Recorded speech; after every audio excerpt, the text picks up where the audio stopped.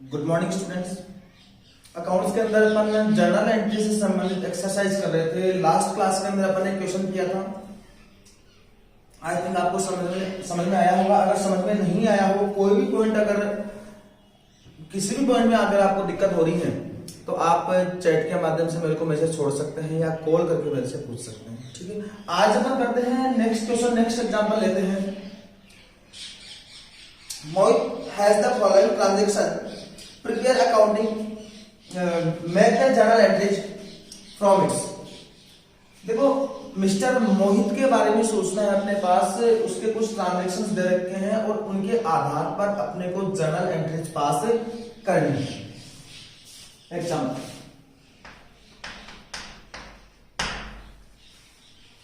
अब देखिए भाई ट्रांजैक्शंस क्या है। पहला ट्रांजैक्शन है बिजनेस स्टार्टेड विद कैश ₹1,75,000, 1,75,000 रुपए के साथ बिजनेस स्टार्ट किया। सेम ट्रांजैक्शन अपन ने लास्ट एग्जांपल में भी लिया था। बिजनेस स्टार्ट किया है, बिजनेस के पास पैसा आएगा, कैश में वृद्धि होगी, कैश अकाउंट डेबिट। साथ में बिजनेस की लायबिलिटी क्रिएट होगी किसके नाम से? कैपिटल के नाम से। और अपनी जर्नल एंट्री क्या बन जाएगी? Cash account debit to capital account.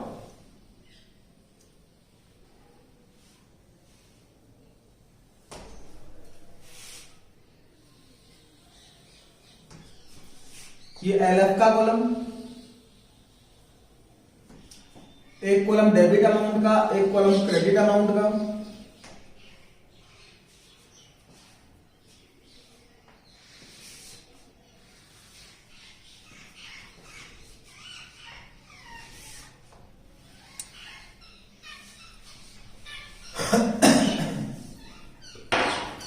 पहला कॉलम सीरियल नंबर का, दूसरा कॉलम पर्टिकुलर्स का विवरण, तीसरा कॉलम एलएफ लेजर फोलियो, फिर डेबिट अमाउंट और क्रेडिट अमाउंट। पहला ट्रांजैक्शन है 1,75,000 की पूंजी के साथ बिजनेस स्टार्ट किया। बिजनेस के पास क्या होगा? कैश पैसा आएगा, कैश में वृद्धि होगी, कैश अकाउंट डेबिट। साथ में बिजनेस के लिए कैपिटल जो होती है वो क्या है? लायबिलिटी। तो कैपिटल के नाम से लायबिलिटी भी क्रिएट कर देंगे अपन टू कैपिटल अकाउंट। देखो भाई, लायबिलिटी जो होती है उनका सीआर बैलेंस होता है। कैपिटल के नाम से अपन ने 1,00,000 रुपए की लायबिलिटी बना दी और असेट्स जो है उनमें वृद्धि हुई है 1,00,000 रुपए से, तो उनको अपन ने डेबिट कर दिया। सॉरी, 1,75,000।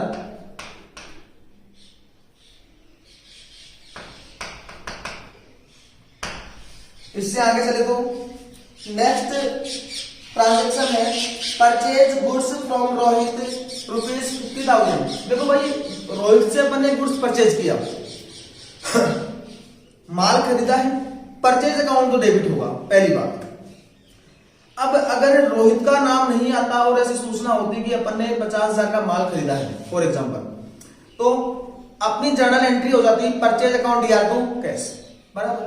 लेकिन यहां पर पार्टी का नाम आ गया और ऐसी अपने पास कोई भी सूचना नहीं है कि माल अपन ने नगद में परचेज किया है या उधार में परचेज किया है। अगर पार्टी का नाम आए और साथ में ये बात कह दे कि अपन ने माल नगद में खरीदा है, तब तो कोई दिक्कत वाली बात ही नहीं है। एंट्री हो जाएगी परचेज अकाउंट या टू कैश, क्योंकि नगद में माल खरीदा है या नगद में माल बेचा तो ट्रांजैक्शन का एक से होगा। पार्टी का नाम कितनी बार आए उससे कोई फर्क नहीं पड़ता। अपने ट्रांजैक्शन नगद में हुआ तो कैश से जर्नल एंट्री पास हो जाएगी। लेकिन यहाँ पर पार्टी का नाम आ रहा है और अपने पास ऐसी कोई सूचना नहीं है कि अपन ने नगद में माल खरीदा है या उधार में खरीदा है, तो ऐसी स्थिति में अपन हमेशा ये मानते हैं कि यदि पार्टी का नाम आए और माल अपन ने नगद में खरीदा है या उधार में, ऐसी कोई सूचना नहीं हो, तो अपन हमेशा ये मानेंगे कि माल अपन ने उधार में परचेज किया है। और अपना ट्रांजेक्शन है रोहित से अपन ने 50,000 रुपए का माल परचेज किया। ठीक है भाई, ट्रांजेक्शन नंबर 2, माल खरीदा है, खर्चा है, खर्चे सारे डेबिट होते हैं, परचेज अकाउंट डेबिट। अगर नगद में माल खरीदते तो टू कैश करते, लेकिन यहां से अपन ने रोहित से पार्टी का नाम आ रहा है, सूचना कुछ भी नहीं है, क्या मानेंगे? उधार में माल खरीदा है तो टू रोहित अकाउंट, पाने वाले को नाम करो, देने वाले को जमा करो। व्यक्तिगत खाते का नियम, क्योंकि किसी व्यक्ति का नाम आ रहा है यहाँ पे। और अमाउंट है अपना 50,000, LF के कॉलम में डैश परचेज परचेज अकाउंट को डेबिट किया है, डेबिट के कॉलम में 50,000 रुपए टू रोहित। टू किसको डिनोट करता है? क्रेडिट अमाउंट को, और सीआर अमाउंट को लिख देंगे अपन 50,000। नेक्स्ट ट्रांजेक्शन अपना sales goods on credit to Manish ₹25,000। उधार में माल बेचा अपने मनीष को 20,000 रुपए का। ठीक है भाई, पहली बात, अगर नगद में माल बेचते तो अपने पास नगद पैसा आता, कैश अकाउंट को डेबिट करते। माल बेचा है, इनकम हो रही है, और जब भी माल परचेज करते हैं तो परचेज अकाउंट में डालते हैं, माल को बेचते हैं तो सेल्स अकाउंट में डालते हैं, बराबर। माल बेच रहे हैं तो इनकम हो रही है, इनकम होती है, सेल्स को अपन क्रेडिट कर देते हैं। लेकिन यहां पर अगर इस ट्रांजेक्शन की बात करें तो माल अपन ने कैसे बेचा है? उधार में, और उधार में बेचा है तो पाने वाले को नाम करो, व्यक्ति विशेष को बेचा है, व्यक्ति का नाम आ रहा है, डेबिट है रिसीवर। जिस भी व्यक्ति को अपन ने माल उधार में बेचा उसका खाता डेबिट हो जाएगा। इनकम हो रही है सेल्स के नाम से, सेल्स का अकाउंट क्रेडिट कर दिया जाएगा, और अपनी जर्नल एंट्री हो जाएगी Manish account debit to sales account 20,000।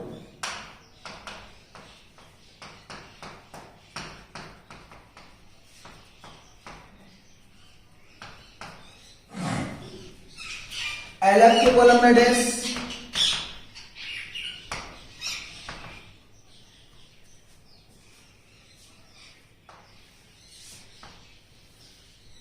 आगे चलिए। अपना अगला ट्रांजैक्शन है purchase office furniture, furniture for office use ₹10,000। व्यवसाय के अंदर कार्यालय के उपयोग के लिए, ऑफिस के उपयोग के लिए अपन ने 10,000 रुपए का फर्नीचर परचेज किया। फर्नीचर में क्या है? असेट है, असेट है। जैसे ही परचेज करेंगे असेट बढ़ेगी, असेट अकाउंट डेबिट अर्थात फर्नीचर अकाउंट डेबिट। दूसरी बात, फर्नीचर परचेज करेंगे तो अपने यहां से क्या जाएगा? नगद पैसा जाएगा, कमी काय में आएगी कैश में, किस खाते को सीआर कर देंगे? कैश अकाउंट को क्रेडिट कर देंगे, और अपनी जर्नल एंट्री क्या बन जाएगी? Furniture account debit to cash account, transaction number 4।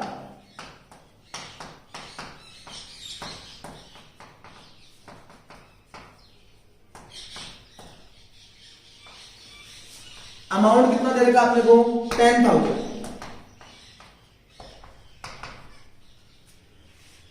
Sorry, आगे वाला ट्रांजैक्शन है cash paid to Rohit in full settlement 48,500। Important point है, रोहित से अपन ने माल परचेज किया 50,000 का, बराबर। रोहित से अपन ने माल जो खरीदा था वो था, उसकी वैल्यू थी 50,000 रुपए, और अपन इसको फुल सेटलमेंट में कितना पैसा दे रहे हैं? 48,500।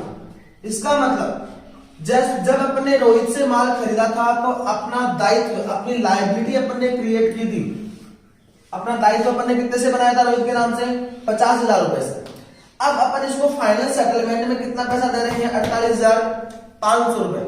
50,000 देने थे, सामने वाली पार्टी 48,500 के अंदर ही मान गई। इसका मतलब अपने को फायदा कितने का हुआ? 1,500 का। अर्थात डिस्काउंट वाला जब पॉइंट अपन ने किया था, लास्ट क्लास के अंदर अपन ने डिस्काउंट के बारे में डिस्कस किया था। डिस्काउंट अपन अपने कस्टमर को भी दे सकते हैं, तो डिस्काउंट अपन जहां से माल खरीदते हैं उससे भी अपने को डिस्काउंट प्राप्त हो सकता है। अगर यदि अपन ने अपने कस्टमर को डिस्काउंट दिया है तब तो अपने लिए क्या है? खर्चा। क्योंकि जैसे मान लो अपन ने राम को माल बेचा 10,000 रुपए का, जब पैसा वसूल कर रहे तो अपन उसको कह रहे कि भाई तू एक काम कर, 1,000 रुपए का तेरे को हम डिस्काउंट दे रहे, तू फटाफट पैसा दे दे, तो वो अपने को कितना देगा? 9,000 रुपए। 10,000 मिलने थे, अपन ने उसे कितने लिए? 9,000 रुपए। 1,000 रुपए का अपने लॉस हो गया। तो यदि डिस्काउंट अपन ने अपने कस्टमर को दिया है तब तो अपने लिए क्या है? खर्चा। लेकिन अगर सप्लायर से, जहां से अपन माल खरीद रहे हैं वहां से अपने को डिस्काउंट मिलता है तो अपने लिए क्या होगा? फायदा। और अगर खर्चा, डिस्काउंट खर्चे के रूप में आ रहा है तब तो उसको खर्चे सारे क्या होते हैं? डेबिट। तब तो डिस्काउंट को डेबिट करेंगे। और डिस्काउंट अगर इनकम के रूप में आ रहा है अर्थात अपने को डिस्काउंट मिल रहा है तो अपने लिए फायदा है, और फायदा है तो ऐसी कंडीशन में डिस्काउंट को क्या करेंगे? अपन क्रेडिट करेंगे। बात समझ आ गई? अब देखना भाई, 50,000 का माल अपन ने रोहित से परचेज किया, 48,500 में मान गया, मतलब फुल सेटलमेंट हो गया। फुल सेटलमेंट होने का मतलब अब अपने को इसको कुछ भी पैसा नहीं देना। अब इसका पेमेंट कर रहे हैं अपन, तो क्या करना पड़ेगा, जैसे ही अपन इसका पेमेंट करेंगे, पाने वाले को नाम करो, पैसा पाने वाला कौन है, रोहित, तो रोहित का खाता डेबिट किया जाएगा। कितने रुपए से, 50,000 से। क्यों, यदि अपन इसको 48,500 से सीआर कर देंगे, इसका मतलब क्या होगा, देखो रोहित के खाते को सीआर कितने से कर रखा है, 50,000 से। पेमेंट करेंगे तो डेबिट कितने से करेंगे, अगर 48,500 से डेबिट कर दिया तो 50,000 से सीआर कर रखा है, 48,500 से अपन ने इसको डेबिट किया। अब भी इसके खाते का शेष 1,500 रुपए बोलेगा, लेकिन ऐसा नहीं है। क्यों, क्योंकि साफ साफ कह रखा क्या कि 48,500 जो है वो फुल सेटलमेंट अर्थात फाइनल सेटलमेंट, अब इसको और कोई भी पैसा नहीं चुकाना। तो अब जब भी अपन जर्नल एंट्री पास करेंगे रोहित को पेमेंट करने की, तो रोहित का खाता डेबिट कितने से किया जाएगा, 50,000 से। टू कैश, अपने यहां से इसको पेमेंट करने के लिए नगद पैसा कितना किया, 48,500, 48,500। और जो 1,500 रुपए है वो क्या मिला अपने को, डिस्काउंट। वो डिस्काउंट मिला है, इनकम है, इनकम क्या होगी, क्रेडिट हो जाएगी। 1,500 रुपए से डिस्काउंट को अपन क्रेडिट कर देंगे। और अपनी जर्नल एंट्री क्या बनने वाली है, देखना भाई। रोहित को पेमेंट कर रहे हैं, पाने वाले को नाम करो, पैसा पाने वाला कौन है, रोहित, रोहित अकाउंट डेबिट।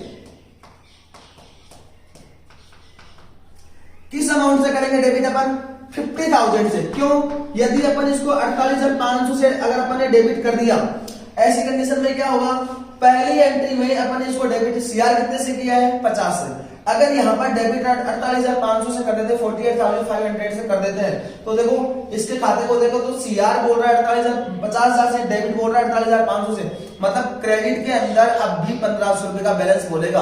और 1,500 का बैलेंस बोलने का मतलब ये अब भी अपना लेनदार है, अब भी अपना क्रेडिटर है 1,500 रुपए से, जो क्या हो जाएगा, गलत। क्यों, क्योंकि प्रश्न में साफ साफ इंफॉर्मेशन है कि अपन जो 48,500 उसको पेमेंट दे रही हो फाइनल सेटलमेंट है। इसका मतलब अब अपने को इसको और कोई भी पैसा नहीं चुकाना है।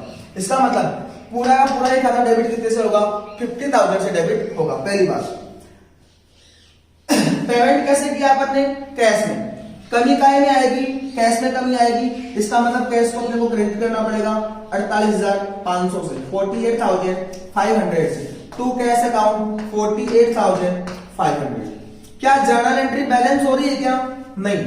हमेशा मैंने जब अपने जर्नल एंट्री करना सीखा था उस टाइम पर मैंने आपको बताया था कि भाई जर्नल एंट्री बैलेंस होनी जरूरी है, अर्थात जितने अमाउंट से अपन जर्नल एंट्री को डेबिट करते हैं उसी अमाउंट से जर्नल एंट्री क्रेडिट होनी चाहिए क्या। लेकिन इस एंट्री में अभी तक ऐसा हो रहा है क्या, नहीं हो रहा। फर्क कितने रुपए का आ रहा है, 1,500 रुपए का।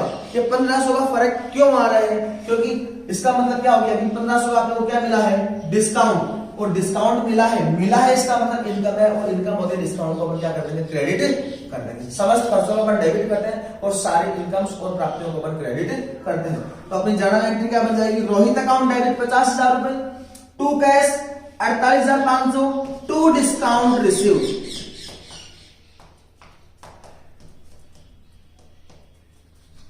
1,500 रुपए। अब देखना भाई, दोनों एंट्रीज को एक बार कंक्लूज करके देखना। परचेज किया माल अपन ने 50,000 का, किससे, रोहित से। तो रोहित को परचेज का के नाम से खर्चा हुआ, डेबिट कर दिया। रोहित के नाम से अपने लायबिलिटी क्रिएट कर, दायित्व बना दिया। अब रोहित को पेमेंट करने पर कितना पैसा, 48,500 चुका रहे हैं, और चुकाना कितना था, 50,000। वो मान कितने में गया, 48,500 में। मतलब अब अपने को देना है क्या, कुछ भी उसको नहीं देना। इसका मतलब जो 1,500 का डिस्काउंट मिला है, वो छूट मिली, वो अपने लिए क्या है, इनकम। 1,500 से अपन इनकम को सीआर कर लेंगे, 48,500 अपन इसको दे दिए, कुल मिलाकर उसका वादा सीआर कितने से, 50,000 से। वापस डेबिट कितने से कर देंगे, 50,000 से। अब रोहित का अकाउंट अपने पास क्या बोल रहा है, 0 रुपए से बोल रहा है, कुछ भी शेष नहीं है। अर्थात ना वो अपने में कुछ मांगता, ना अपन उसके अंदर कुछ मांगते। बात समझ आ रही, आगे चलो। Cash received from Manish ₹1,000, sorry ₹20,000। Manish से अपन अपने को कैश मिला है 20,000 रुपए। मनीष को माल कितने का बेचा था अपन ने, 20 का। अब इसे 20 मिल रहे हैं, कोई दिक्कत नहीं। ट्रांजैक्शन नंबर 6, कैश मिला है, कैश बढ़ेगा, कैश अकाउंट डेबिट। पाने वाले को नाम करो, देने वाले को जमा करो। अपने को पैसा कौन दे रहा है, Manish. To Manish account amount कितना 20,000। ये लो जी, ये ट्रांजेक्शन भी हो गया। ट्रांजेक्शन नंबर नेक्स्ट, रेंट पे ₹1,000। रेंट किराए का भुगतान किया अपन ने 1,000 रुपए का। खर्चा है, खर्चे सारे क्या होते हैं डेबिट। और जब पेमेंट करेंगे तो अपने यहां से क्या जाएगा, कैश पे से जाएगा, कमी काय में आएगी कैश में। एंट्री क्या बनेगी, rent account DR to cash. Rent account debit to cash account. खर्चा है, खर्चा डेबिट कर दिया, कमी आई कैश में। असेट्स की वैल्यू कम, असेट्स कम हुई 1,000 रुपए से, इसको सीआर कर दिया। Next transaction, cash withdraw for personal use ₹3,000। Withdraw का मतलब आहरण करना। कैश का आहरण किया है पर्सनल यूज, व्यक्तिगत खर्चे के लिए। कौन? व्यक्तिगत खर्चा किसका होता है, मालिक का। कौन निकाल सकता है, मालिक निकाल सकता है। मालिक अपने व्यक्तिगत खर्चे के लिए 3,000 रुपए मदद से निकाल रहा है। अब व्यवसाय के मालिक द्वारा व्यक्तिगत खर्चे के लिए निकाला गया धन या माल क्या कहलाता है, ड्रॉइंग्स। इसको अपन किसका नाम देते हैं, ड्रॉइंग्स का नाम देते हैं। और बिजनेस का ओनर निकाल रहा है। तो अब यहां पर अगर अपन जर्नल एंट्री की बात करें तो खर्चा हो रहा है अपने किसके नाम से, ड्रॉइंग्स के नाम से। Drawings account debit. और निकालेगा पैसा तो कमी काय में आएगी, कैश में, टू कैश अकाउंट। और अपनी जर्नल एंट्री क्या बन जाएगी, ड्रॉइंग्स अकाउंट डेबिट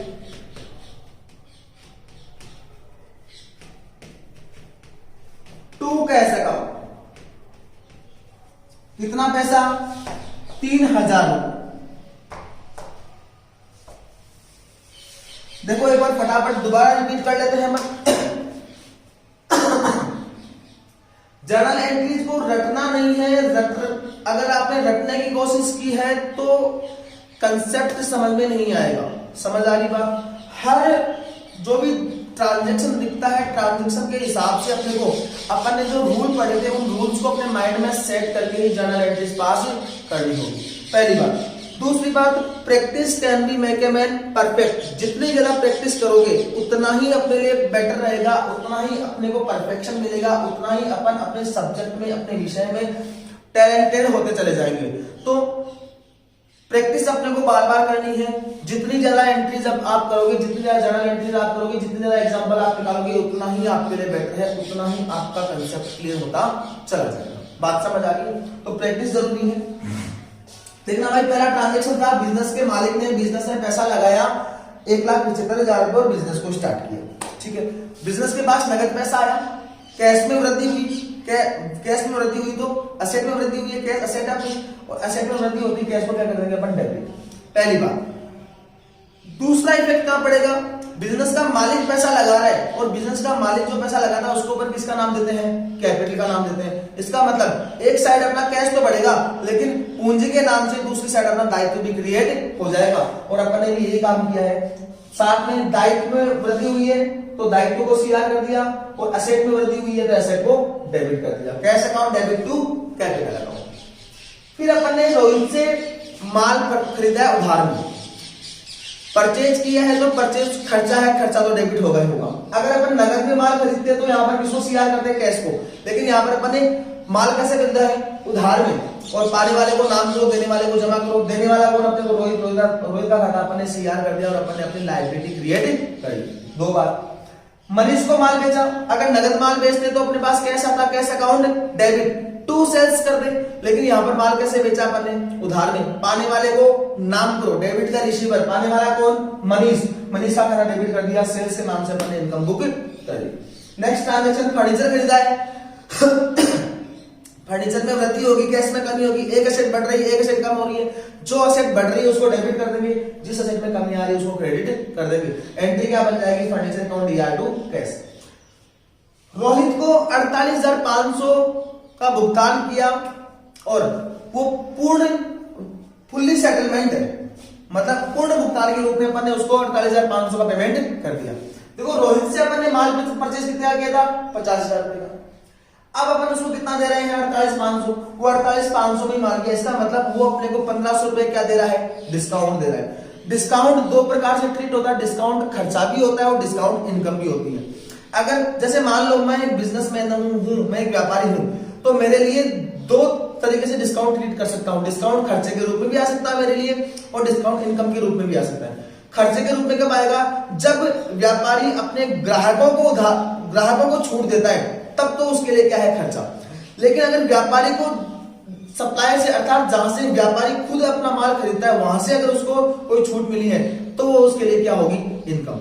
अब यहां पर अगर अपन बात करें तो यहां पर अपन ने माल खरीदा है रोहित से और वो अपने को छूट दे रहा है। छूट दे रहा है तो अपने लिए 1500 रुपए का क्या हो रहा है, डिस्काउंट मिल रहा है, इनकम हो रही है। इनकम सारी क्या होती है, सीआर होती है। और अब अपन पेमेंट की बात करें तो फुल्ली सेटलमेंट में कर रहे हैं, अर्थात इसका 50,000 का बैलेंस था, वापस डेबिट कितने से कर देंगे रोहित को, 50,000 रुपए से। नगद पैसा कितना दिया अपन ने उसको, 48,500, तो कैश में कमी आई है 48,500 की, तो कैश को सीआर कर दिया अपन ने 48,500। 1500 रुपए का अपने को डिस्काउंट प्राप्त हुआ है, तो डिस्काउंट को अपन ने सीआर कर दिया 1500 रुपए से। यहां तक की बात ठीक है। अब चलते हैं नेक्स्ट पॉइंट के ऊपर। अपना नेक्स्ट पॉइंट है जर्नल एंट्री की अपन ने कैश अकाउंट दिया टू मनीष। इसका मतलब क्या हो गया कि मनीष से अपने को नगद पैसा मिला है। देखो मनीष को अपन ने उधार माल कितने का बेचा, 20,000 रुपए। बात समझ आ रही। अब मनीष अपने को 20,000 रुपए नगद दे रहा है, अपने पास नगद पैसा आ रहा है, कैश पैसा आ रहा है। जैसे ही अपने पास कैश आएगा तो कैश अकाउंट डेबिट, पाने वाले को नाम करो, देने वाले को जमा करो। देने वाला कौन, अपने को मनीष। मनीष का खाता क्या कर दिया जाएगा, 20,000 से क्रेडिट कर दिया जाएगा, बराबर। फिर रेंट का भुगतान किया, खर्चे का भुगतान किया, खर्चे सारे क्या होते हैं, debit rent account, debit to cash. फिर सैलरी, ड्राइंग्स किए बिजनेस के ओनर ने, बिजनेस का ओनर व्यक्तिगत उपयोग के लिए कोई भी पैसा निकालता है उसको क्या कहते हैं, drawing account, debit to cash. Business के यहां से क्या जाएगा, कैश चला जाएगा, कैश में कमी आएगी, कैश को अपन ने सीआर कर दिया। इसकी पीडीएफ, इसके क्वेश्चन की पीडीएफ मैं आपको अपने ऐप में डाल दूंगा। जर्नल एंट्रीज करके देखना, अगर कोई दिक्कत आती है तो आप मेरे से पूछ सकते हैं। आज की क्लास में हम इतनी बात करेंगे, बाकी बात करेंगे नेक्स्ट क्लास में। Thank you.